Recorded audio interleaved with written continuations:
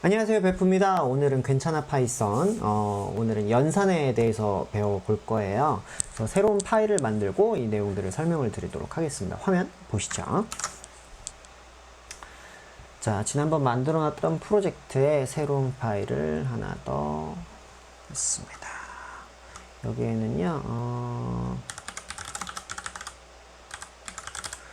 베이직 오퍼레이터라는 걸 놓고요. 오늘 연산이라는 거에 대해서 배울 건데, 연산은 어디에 속하냐면 처리 구문에 속합니다. 제가 지난번에 문법의 네 분류에 대해서 설명을 드렸어요. 입력, 저장, 처리, 출력.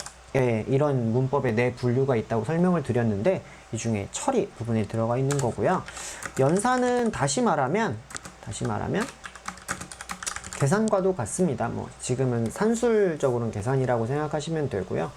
다른 타입, 숫자가 아닌 것들에는 뭐 붙이기가 될 수도 있고 떼어내는 게 될 수 있고 여러 종류가 있긴 하지만 기본적인 연산에 대해서 배워볼 겁니다. 연산은 크게 두 종류가 있습니다. 산술 연산이 있고요. 그 다음에 문자열 연산이 있습니다. 뭐 논리 연산이 따로 있긴 한데 오늘 살펴볼 건 아니기 때문에 우리가 문제풀이 같은 걸 할 때 제일 많이 살펴보시게 되는 부분이 이 산술 연산하고 문자열 연산입니다. 특히 산술 연산은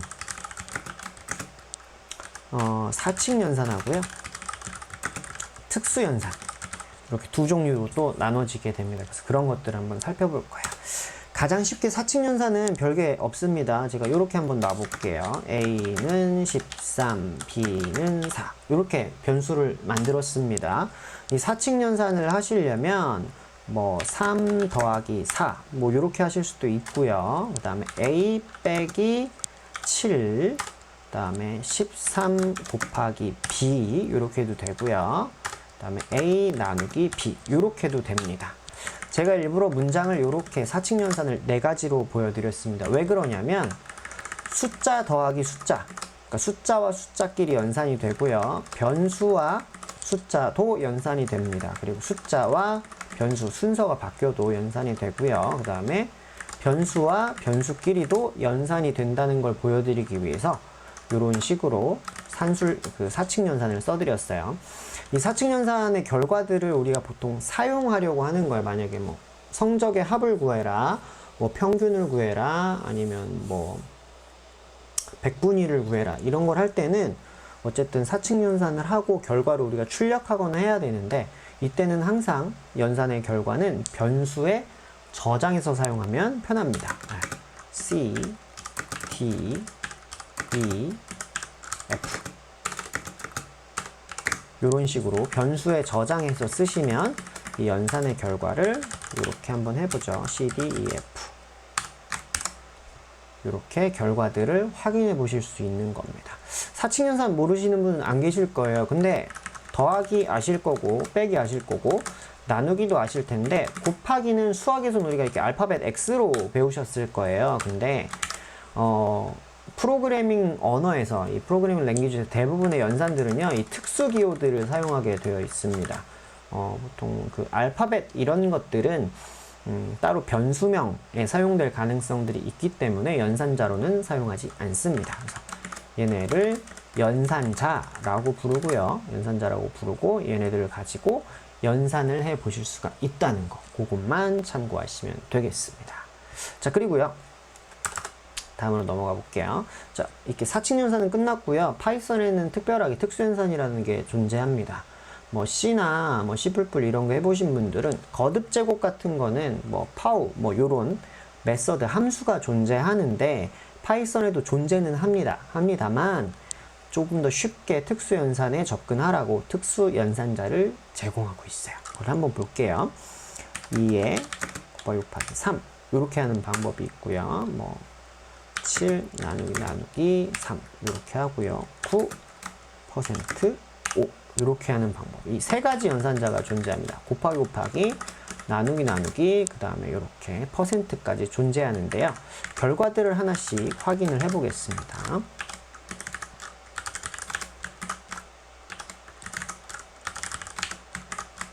자, 결과를 확인해 보면 어떤 건지 알 수 있겠죠? 자, 해보면 자, 2에 곱하기 3 8이 나왔어요. 얘는 뭐냐면 거듭 제곱 연산자라고 생각하시면 되고 2의 3승 만들어주는 거고요. 뭐 4, 5 이렇게 늘려가면 2의 5승 뭐 이렇게 계산을 하게 됩니다. 그리고 두 번째는 7 나누기 3은 2가 됐어요. 이건 뭐냐면 목 연산자예요. 목을 구해줍니다. 목을 구해주고요. 세 번째 퍼센트 같은 경우에 우리가 나머지 연산자라고 부르거든요. 9를 5로 나눈 나머지를 알려주는 연산자가 요거예요. 요렇게 세 개의 특수 연산자가 존재하고 있습니다. 그래서 요렇게 확인을 해 보시면 될 것 같아요. 자, 근데 이 특수 연산자들하고요, 이 그 사칙 연산자 이 두 개를 살펴봤는데, 이것만 알고 계시면 기본적인 산술 연산자는 다 알고 계신 겁니다. 연산자 중에 뭐 논리 연산자도 있고요, 뭐 BT 연산자들도 여러 가지가 있긴 한데, 그거는 지금 배우실 때는 아니라서 무시하고 넘어갈 겁니다. 근데 우리가 이 연산을 할 때는 알고 계셔야 되는 게 두 가지가 있습니다. 뭐 크게는 한 가지인데요. 연산자의 우선순위, 이 순위에 대해서 알고 계셔야 되고요.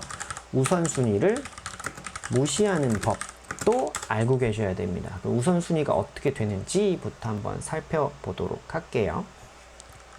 우선순위의 이 연산자의 우선순위를 아시는 방법은 뭐 별게 없습니다. 별게 없고, 표를 참고하셔도 되긴 하는데, 굳이 외우실 필요가 또 없기도 해요. 그래서 어떻게 되는지만 좀 살펴보도록 할게요. 우선은요, 이걸 한번 해볼게요. 프린트 2의 제곱은 4죠. 근데 이거를요, 이렇게 한번 해볼게요. 4. 이렇게 한번 해볼게요. 2의 제곱은 4니까 4를 4로 나눈 몫은 1이 나올 거예요. 1이 나오나 한번 볼게요. 자, 요렇게 1이 나왔습니다. 1이 나왔어요. 이번엔 반대로 좀 해볼게요. 2의 제곱은 4일 거고요. 근데 이거를요, 2의 나누기 요렇게 해볼게요.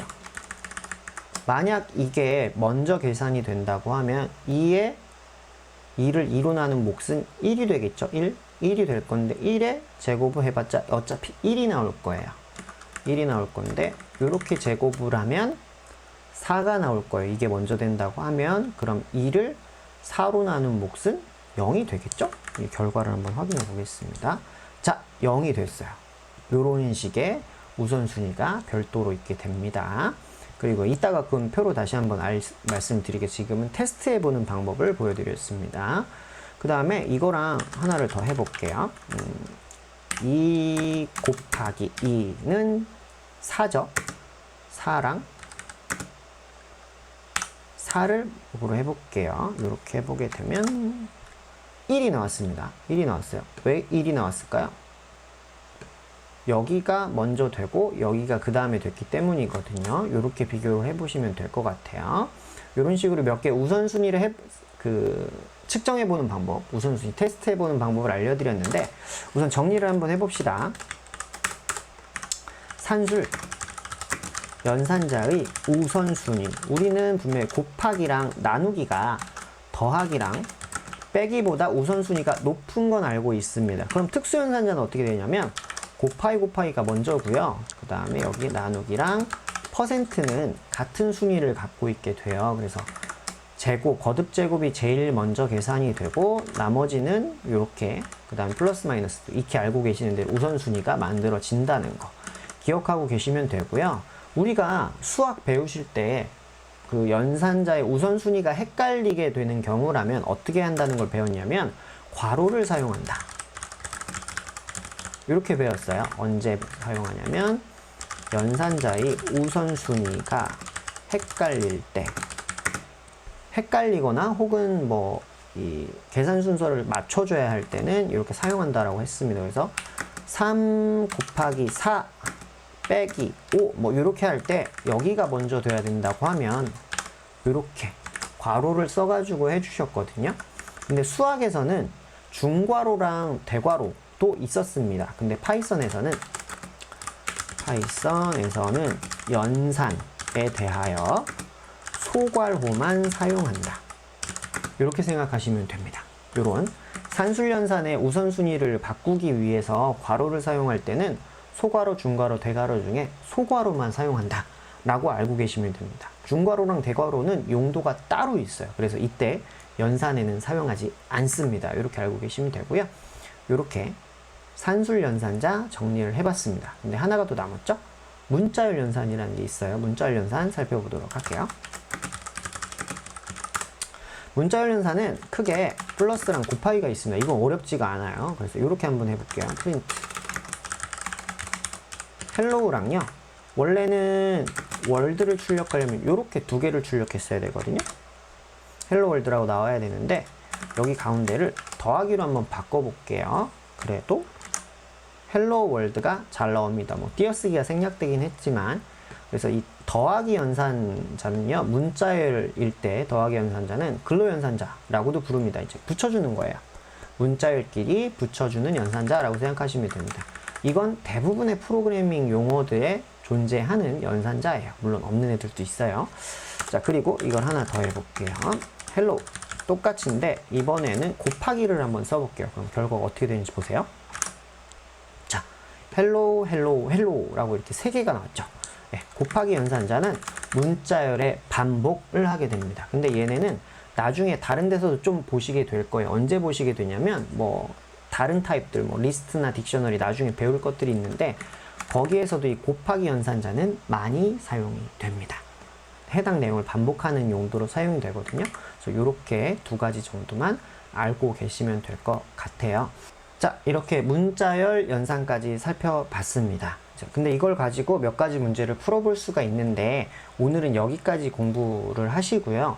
제가 다음 시간에 이 입력받은 값에 대해서 형변환하는 방법을 알려드릴 겁니다. 그 형변환 방법을 알고 계셔야 여러분들이 인터넷에 퍼져 있는 여러 가지 알고리즘 문제 같은 것들을 푸실 수가 있어요. 그래서 다음 시간까지 공부하시고 이제 몇 가지 문제들을 계속 풀어보도록 할게요. 오늘은 여기까지 공부하도록 하고요. 다음 시간에 다시 뵙도록 하겠습니다.